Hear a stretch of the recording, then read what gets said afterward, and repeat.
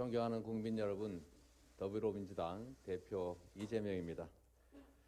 정치의 존재 이유는 민생이고 주권자가 맡긴 권한은 오직 국민의 눈물을 닦고 국민의 더 나은 삶을 책임지는 데 사용돼야 합니다.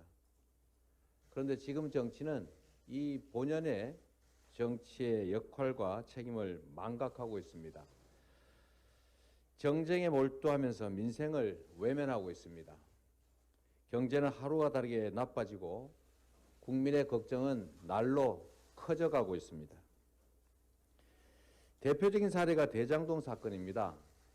이게 벌써 1년을 훌쩍 넘기고 있습니다. 파도 나오는 게 없다 보니까 이제는 조작까지 감행하는 모양입니다. 사건의 실체적 진실은 왜곡되고 야당을 향한 정치 탄압과 보복 수사에 칼춤 소리만 요란합니다. 대통령과 특수관계인 검찰 엘리트 특권층은 줄줄이 면죄부를 받아서 법의 심판을 피했습니다. 심지어 명백한 물증이 있는 50억 클럽 곽상도 전 의원은 보석으로 풀려나기도 했습니다. 거듭 말씀드리지만 저 이재명은 단 한 푼의 이익도 취한 바가 없습니다. 온갖 방해에도 민간이 독차지할 뻔했던 택지 개발 이익의 약 3분의 2, 5,500억 원 이상을 공공으로 환수했습니다. 사전에 확정된 4,400억 원, 이것은 이 분당구 대장동과 관계가 없는 본시가지 수정구 신흥동에 공원을 조성한 것입니다.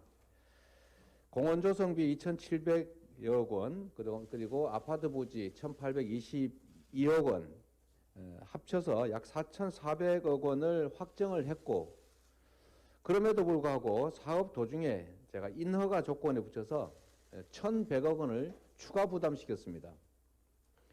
사실 사전 확정된 약정에 의하면 추가 부담할 이유가 없는데 제가 인허가권을 활용해서 추가 부담을 시켰기 때문에 이 김만배 등 이분들이 저를 온갖 욕을 했습니다. 본인이 직접 육성으로 한 말도 있습니다. 공산당 같은 XX 뭐 등등 이렇게 저를 원망하고 욕했습니다. 이랬던 사람들이 이 사업이 다 끝난 다음에 이제 다 성남시로부터 무슨 도움받을 일도 없는데 그 원망하던 저를 위해서 돈을 줬다. 대선 자금을 줬다. 이게 말이 되는 얘기겠습니까? 또 이런 일도 있습니다. 유동규와 남욱이 자기들끼리 했던 녹취록이 있습니다. 거기에 이런 내용이 나온다고 합니다. 여러분들이 다 보도하신 겁니다. 이재명이 우리 사이 거래를 알면 안 된다. 이 다 잘린다. 큰일 난다. 우리끼리의 이런 관계는 죽을 때까지 뭐 비밀이다. 이런 얘기를 했다는 것 아닙니까? 녹취록에. 그런 사람들이 갑자기 일 다 끝난 다음에 저의 대선 자금을 제 주변 사람한테 줬다. 이게 상식적으로 납득되는 얘기겠습니까?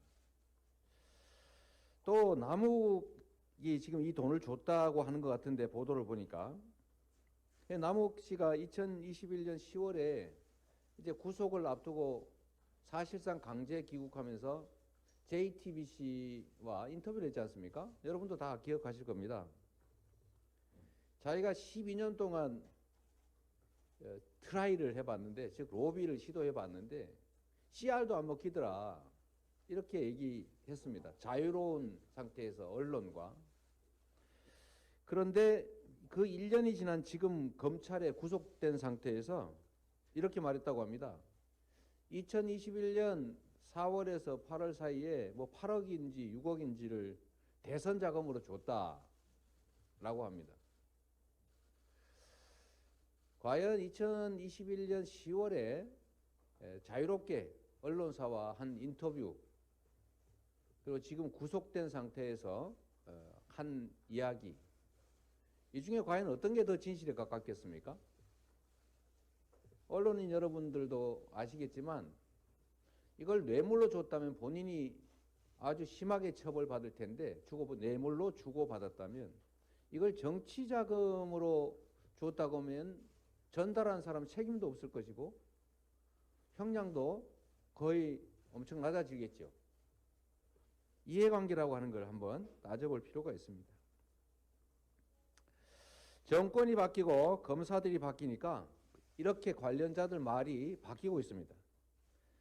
진실을 찾아서 그 진실에 따라서 죄를 주는 것이 아니라 죄를 주기 위해서, 만들기 위해서 진실을 조작하고 왜곡하고 있습니다. 아무리 털어도 먼지조차가 안 나오니까 있지도 않은 불법 대선 자금을 만들고 있는 것입니다. 저는 불법 대선 자금은커녕 이 사탕한 게 받은 게 없습니다. 보수 정부와 맞부딪히면서 제가 살아남았던 유일한 길, 살아남을 수 있는 유일한 길은 유능하되 청렴해야 된다는 것이었습니다. 정쟁과 정치 탄압으로 나를 지서울 만큼 한가하지가 않습니다. 저의 정치적 운명이 국가의 운명보다 더 중요할 수 없습니다. 대통령과 여당에 공식적으로 요청합니다. 화천대유 대장동 개발과 관련된 특검을 즉시 수용하십시오. 언제까지 인디안 기우제식 수사에 국가 역량을 낭비할 수는 없습니다. 뿌리부터 줄기 하나하나까지 사건 전모의 확인은 특검에 맡기고 정치권은 지금 이 어려운 민생과 경제 살리기에 주력하고 총력을 다합시다. 특검은 지금까지 제기된 모든 의혹들을 총망라해야 합니다. 대장동 개발과 하천대유에 대한 실체 규명은 물론이고 결과적으로 비리 세력의 종잣돈을 지켜주었던 대통령의 부산저축은행 수사의 문제점과 의혹, 그리고 그와 관련된 허위 사실 공표 의혹에 대해서 조사해야 합니다.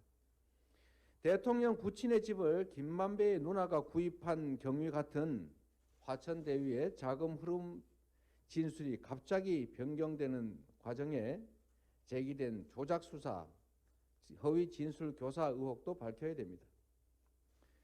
모든 의혹들을 남김없이 털어낼 좋은 기회입니다.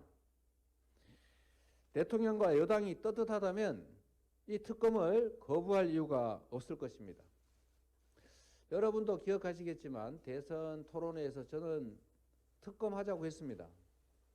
당시 윤석열 후보의 태도가 매우 모호하긴 했지만 그러나 당시에 국민의힘의 일관된 주장은 특검하자였습니다. 저도 역시 특검하자고 얘기했습니다.